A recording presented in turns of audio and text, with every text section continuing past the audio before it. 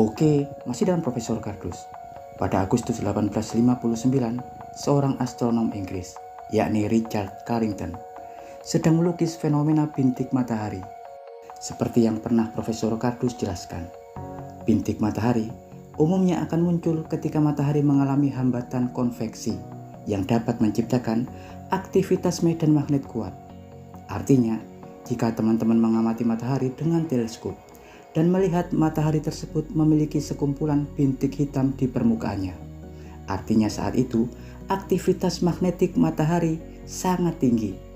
Dalam konten sebelumnya, Profesor Kardus telah mengulas bagaimana mekanismenya yang bahkan dapat membalikkan arah dipol atau dua kutub magnet matahari.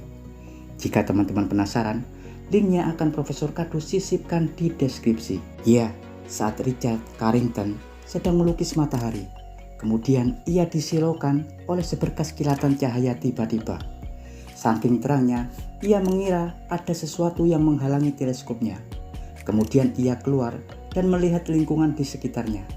Kemudian setelah kembali, diketahui lontaran cahaya tersebar, kemudian memudar sebelum akhirnya menghilang. Diketahui pancaran cahaya tersebut saat ini dikenal sebagai coronal mass ejection atau ejeksi massa koronal. Ejeksi massa koronal merupakan pelepasan atau semburan sejumlah plasma magnetik dari korona matahari ke heliosfer. Peristiwa CME umum terjadi ketika matahari mengalami fase solar siklus atau siklus matahari yang terjadi setiap 11 tahun sekali. Siklus ini merupakan peristiwa pergeseran polaritas atau kutub magnet matahari, di mana ketika pada saat keadaan solar maksimum atau fase puncak siklus, matahari akan mendapatkan bintik dan lontaran ejeksi massa koronal atau badai matahari yang dapat terjadi hingga 3-4 kali dalam satu hari.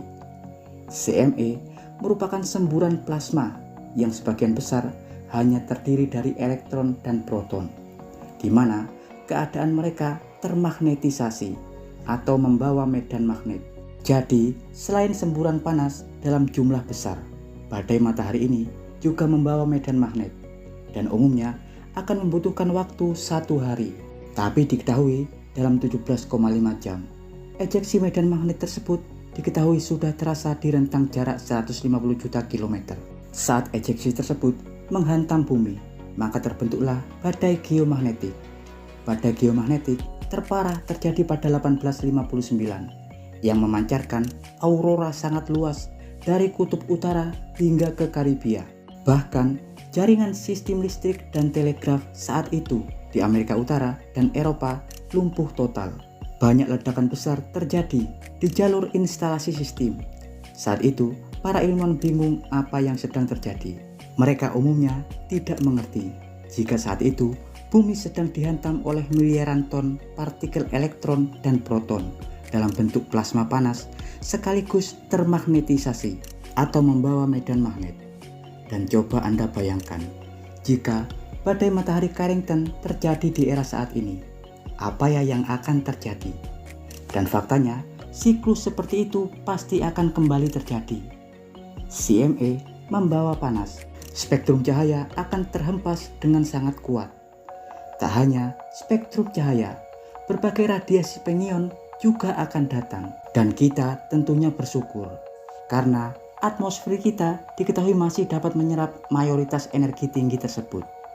Meski manusia tidak akan terdampak secara langsung dan secara masif.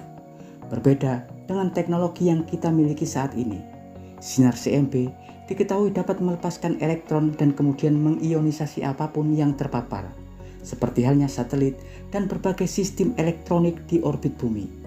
Lumpuhnya sistem satelit tentu akan berpengaruh terhadap sistem konektivitas jaringan di seluruh bumi.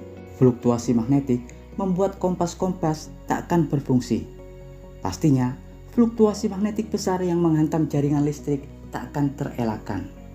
Karena medan magnet diketahui mampu menghasilkan listrik, diketahui setiap konduktor yang terhantam pasti akan menjadi induktor dan dapat menciptakan aliran listrik ekstra yang pastinya akan membebani sistem kelistrikan.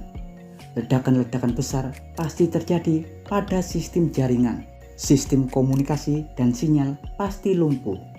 Lalu, apa ya yang akan terjadi dengan jaringan internet kita? Apakah jaringan kabel internet bawah laut yang menggunakan serat optik juga akan terimbas? Ya, meski umumnya kabel serat optik terbuat dari kaca atau fiber, bukan tembaga, yang secara teoritis tak akan terpengaruh oleh fluktuasi medan magnet. Namun tahukah Anda, jaringan kabel internet bawah laut memiliki repeater yang diberi daya oleh jaringan listrik tembaga. Repeater ditempatkan di beberapa titik di sepanjang jalur.